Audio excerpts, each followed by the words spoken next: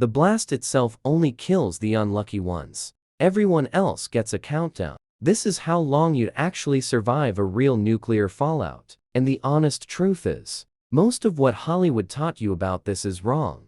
Second zero. A nuclear detonation over a city creates a fireball hotter than the surface of the sun. For about 1 second, the air itself becomes incandescent. If you're within the immediate blast radius, you genuinely won't know it happened. No pain, no fear, nothing. Grim, but efficient. If you're a few miles out, here's a strange fact. You'll see the flash before you hear or feel anything, because light outruns a shockwave. That gives you somewhere between 5 and 20 seconds, depending on distance, to make a decision. Survivors in Hiroshima described the flash as brighter than staring directly into the sun, and most people's first instinct was to turn and look toward it.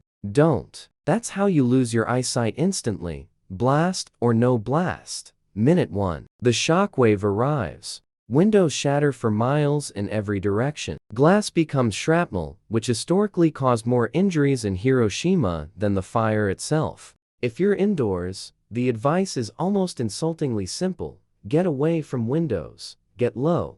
Get something solid between you and the outside. Bathtubs are surprisingly excellent for this. Cast iron, no glass nearby, and finally a reason your landlord's ancient plumbing pays off. Cold War civil defense films told kids to duck and cover under school desks, which got mocked for decades as pointless, but modern analysis actually backs it up. It won't save you from a direct hit, but for anyone outside the worst blast zone, it meaningfully reduces injury from flying debris.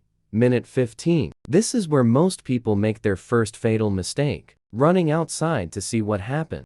Don't. The explosion creates a mushroom cloud that starts raining down radioactive particles, and this is the actual fallout the event is named after. It's not metaphorical, it's real, visible, gray-white ash falling from the sky like the world's worst snow day, radioactive enough to make a Geiger counter have a full nervous breakdown. In Cold War America, entire industries popped up building backyard bunkers for this exact 15-minute window. Turns out paranoid dads with concrete basements were onto something the whole time. Hour 1. If you're not already in a basement or the innermost room of a concrete building, get there now. Distance, shielding, and time are the 3 pillars of fallout survival. Remember those 3 words, because they'll matter again later. Concrete, packed earth, and thick interior walls dramatically cut your radiation exposure. During actual Cold War drills, the US government identified the ideal fallout shelter as underground,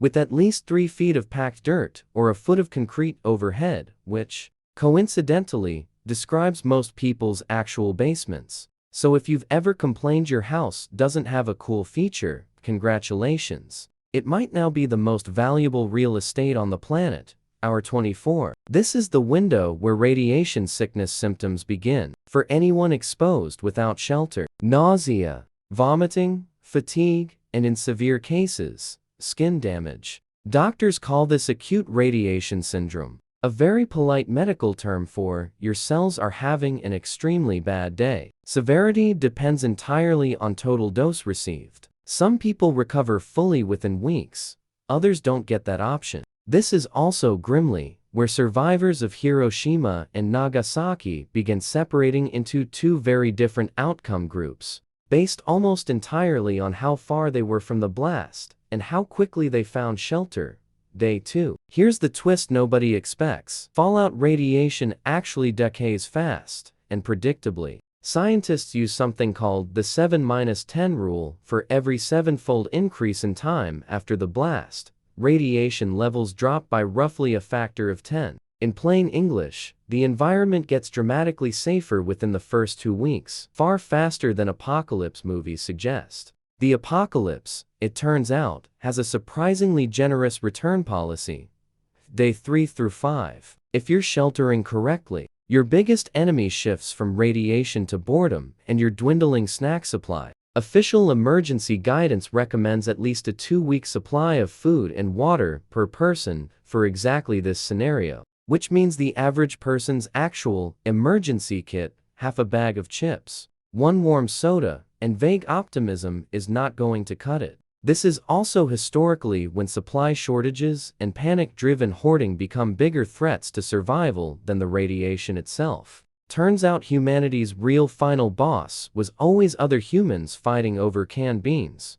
Week 2. Based on real radiation decay data, this is roughly when it becomes survivable to leave shelter for short, limited periods. Not casually stroll outside safe. Cautiously venture out with protective gear and a dosimeter safe. In actual Cold War civil defense planning, officials expected organized recovery efforts to begin around this point. Assuming there was still a functioning government left to organize anything. Month 1. Long-term survival now depends less on radiation and more on the boring, unglamorous apocalypse problems: clean water, food supply chains, and whether any infrastructure survived at all. Chernobyl is the real-world case study here. The exclusion zone stayed restricted for decades, not because of instant death risk, but because of long-term soil and groundwater contamination. Interestingly, wildlife in the Chernobyl zone actually thrived once humans left. Wolves, elk, and wild boar moved in almost immediately. Weirdly hopeful, or a little insulting, depending on how your day's going. Now, let's talk about how close this has actually come to happening. In October 1962, the world got closer to this exact scenario than at any point in history. The Cuban Missile Crisis put Soviet nuclear missiles less than 100 miles from Florida, and for 13 days, American families genuinely didn't know if they'd see the end of the week. Schools ran fallout drills, families stocked basements with canned goods. And in one especially tense moment, a single Soviet submarine officer named Vasily Arkhipov refused to authorize a nuclear torpedo launch when his crew believed war had already started. Historians widely credit that one man's decision with preventing global nuclear war. So technically, the entire premise of this video almost became mandatory homework for everyone on Earth, because of one guy saying, "It's maybe not." Year 1 and beyond. Survivors closest to the blast zone face measurably elevated long-term cancer risk for decades afterward, well documented in long-term health studies of Hiroshima and Nagasaki survivors, some of which are still running today, over 75 years later. But here's the part that surprises most people. Statistically, if you survive the first 48 hours and shelter correctly, your long-term survival odds are significantly better than pop culture apocalypse fiction wants you to believe. Nuclear fallout is genuinely one of the more survivable large-scale disasters, provided you know exactly what to do in that first critical hour. So, how long would you actually survive? If you panic and run outside to see what happened, somewhere between 15 minutes and deeply, permanently regretful. If you know the 3 rules: shelter, distance, time, your odds go up dramatically fast. Moral of the story: buy the house with the basement. Future: you will send flowers, possibly from a bunker.